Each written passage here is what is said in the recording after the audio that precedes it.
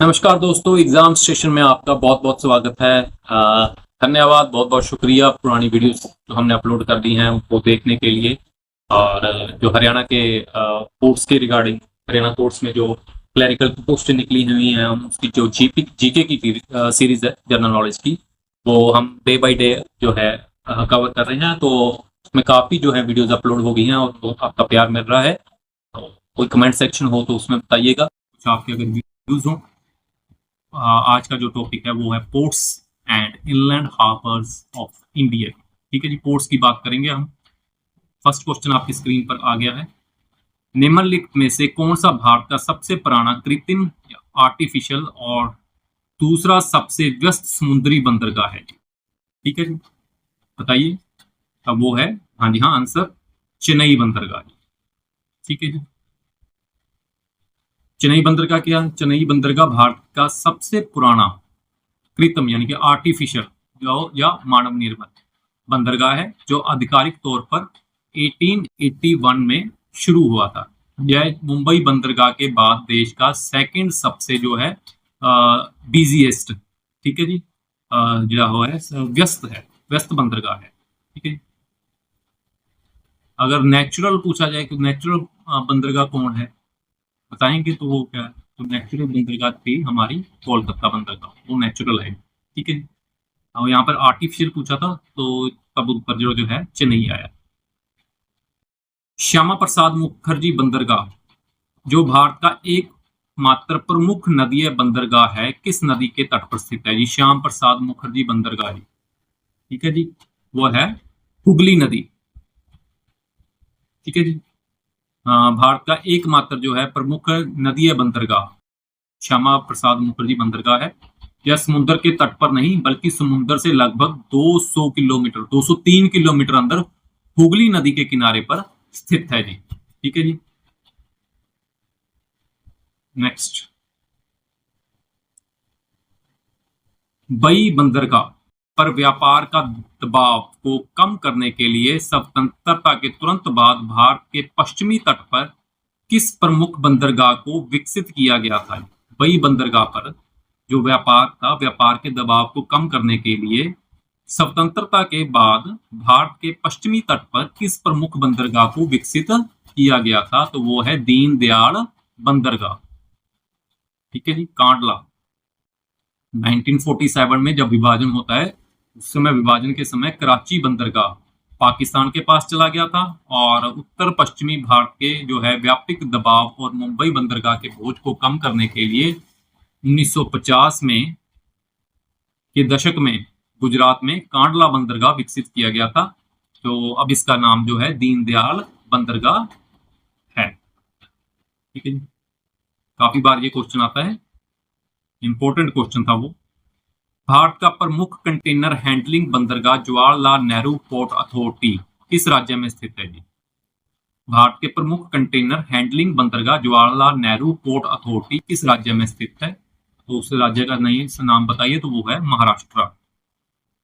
ठीक है जी, JNPA Jawaharlal Nehru port authority है, जिसे हम शेवा बंदरगाह, नहावा शेवा बंदरगाह भी कहा जाता है, महाराष्ट्र में स्थित है, न्यू मुंबई में। तो ये भारत का सबसे बड़ा और प्रमुख जो है कंटेनर हैंडलिंग बंदरगाह है, जो देश के कुल कंटेनर जो है ट्रैफिक है उसका लगभग 50% जो है ये अकेले संभालता है। निम्नलिखित में से कौन सा बंदरगाह भारत के पूर्वी तट पर एक भूमि से घिरा है और सबसे गहरा सुरक्षित बंदरगाह है?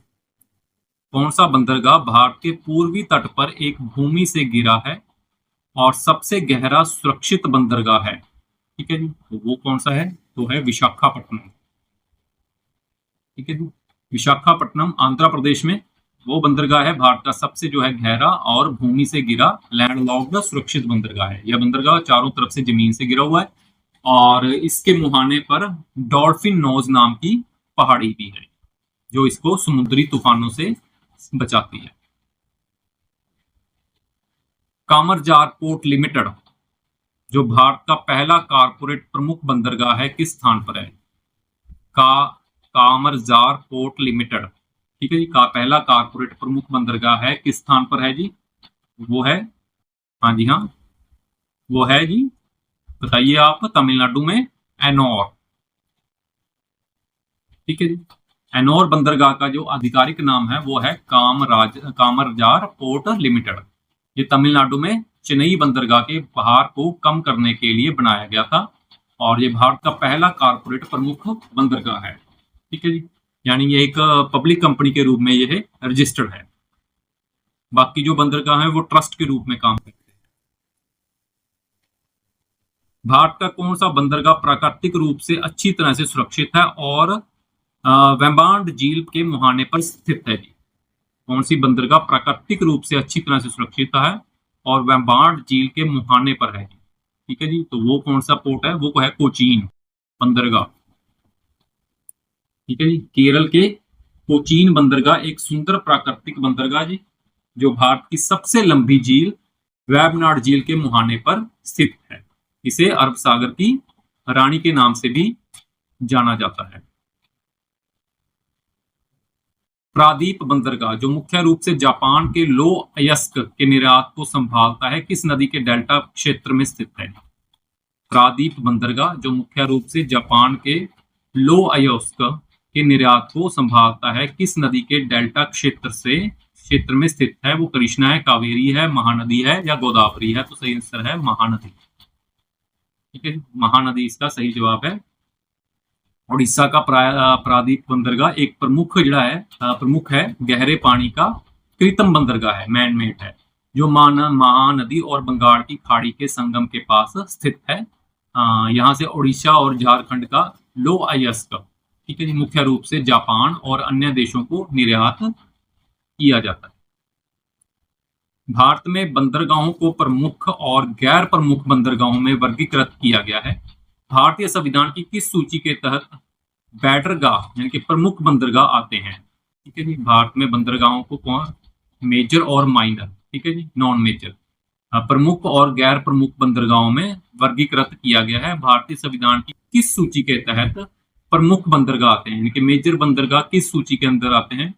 तो वो बताइए, तो सही उत्तर बताइए। तो सही उत्तर है यूनियन लिस्ट है, यानी कि संघ सूची में। ठीक है जी। तो भारत संविधान की जो है 7th शेड्यूल है, 7th शेड्यूल। ठीक है जी। उसके अनुसार देश के सभी जो मेजर पोर्ट्स हैं, प्रमुख बंदरगाह हैं, केंद्र सरकार के कंट्रोल में आते हैं, इसलिए यह है यूनियन लिस्ट का विषय है, यानी कि संघ सूची का विषय है। जबकि जो जो छोटे हैं और जो छोटे हैं और मध्यम है बंदरगाह है या पोर्ट हैं, वो कंकरेंट लिस्ट में आते हैं, समवर्ती सूची में।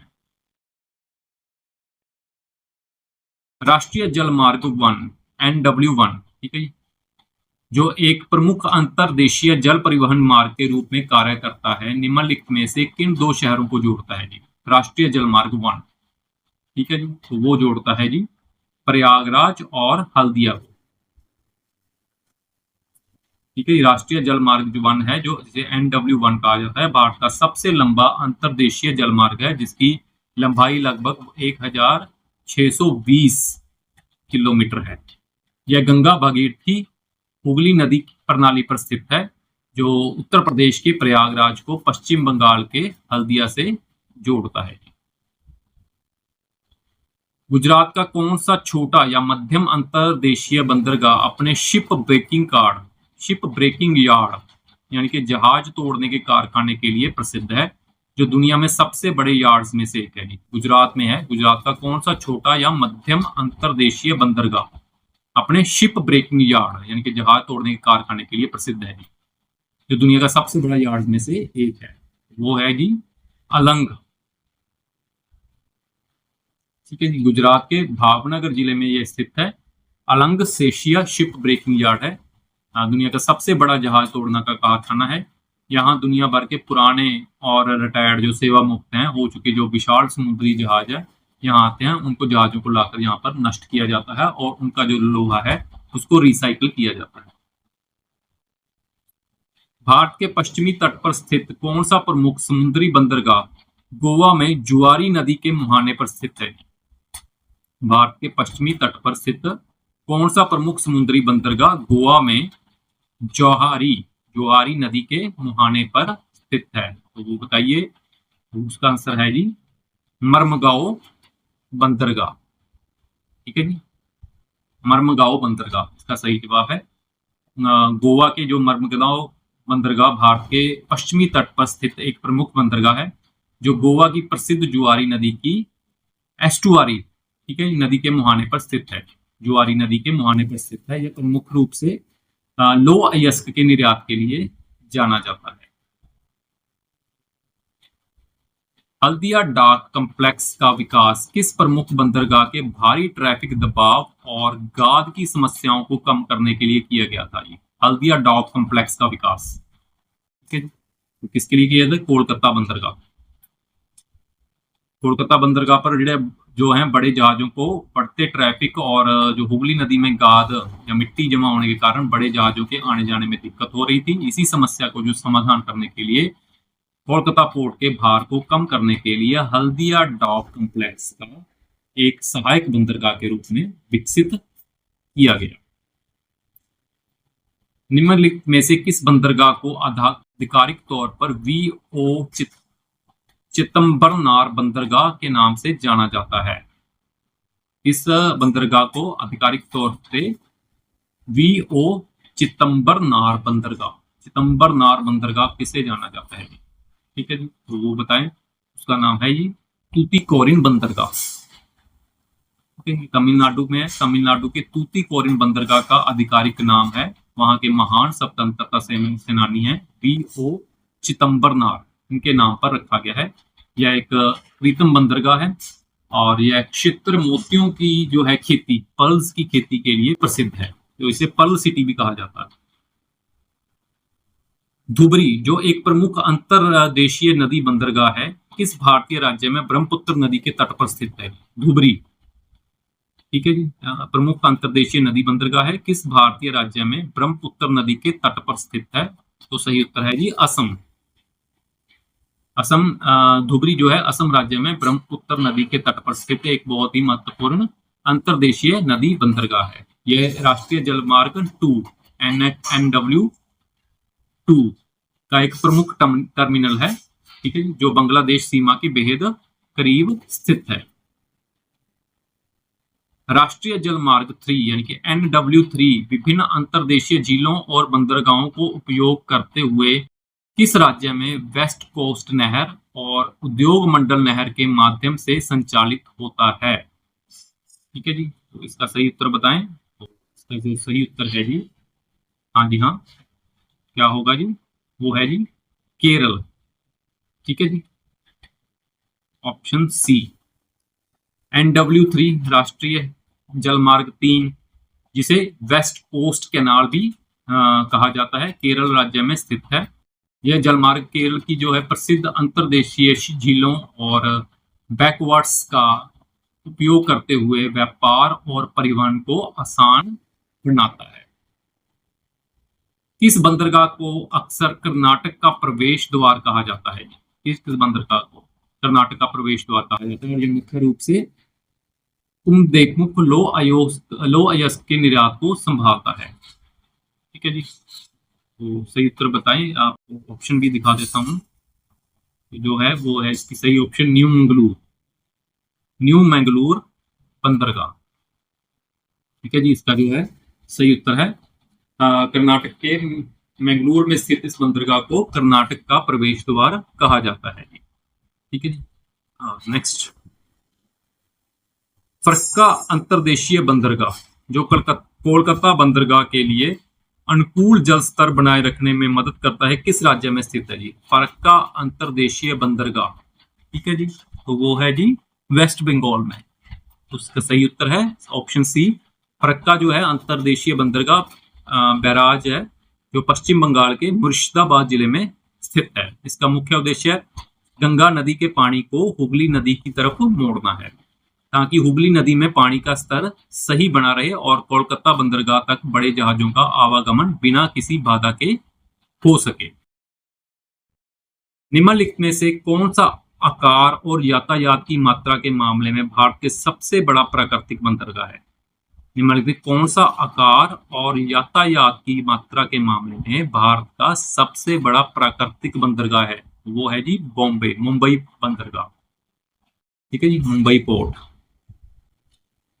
महाराष्ट्र में स्थित जो मुंबई बंदरगाह आकार, क्षेत्रफल और व्यापार की मात्रा के मामले में भारत का सबसे बड़ा जो है प्राकृतिक या नेचुरल हार्बर है। ठीक है, ये प्राकृतिक बंदरगाह है। भारत का एक बहुत बड़ा विदेशी व्यापार इसी बंदरगाह के माध्यम से संचालित होता है।